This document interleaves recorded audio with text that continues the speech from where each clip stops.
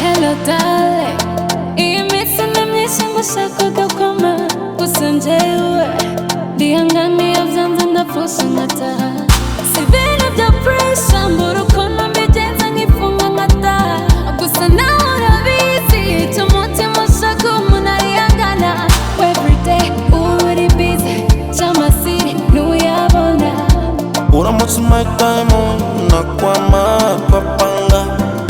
Ndamutse nguhaye inganya ngakwepa twashwana.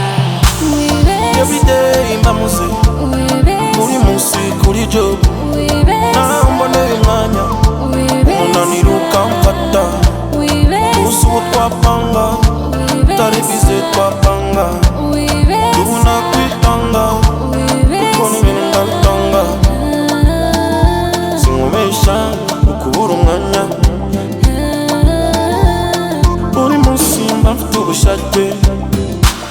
Si ukugira uwadanje umakanya nabikosora. Ese iyo ubona duhora dupanga, uba ubona ko njyewe nagushaka. Ndabona uri muri mudu yo gutwenga, aha hantu tuhamara umwanya. Mfite plan, mfite place, mfite payment, ndagukorera icyo ushaka. Raira, raira, ndetse tonight turankorera icyo ushaka. Iri joro turasabana, fata akariro ndaguha icyo ushaka. Everyday uba uri busy, cy'amasiri ntuyabona. Uramutse my time nakwama papanga. Ndamutse nguhaye inganya ngakwepa twashwana.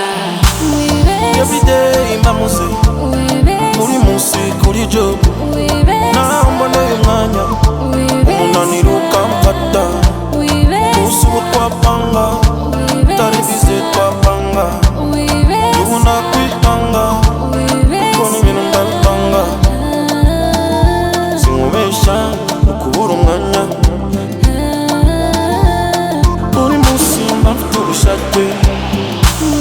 Everyday mbamuze buri munsi kuri job, naho mboneye umwanya umunaniro ukamfata.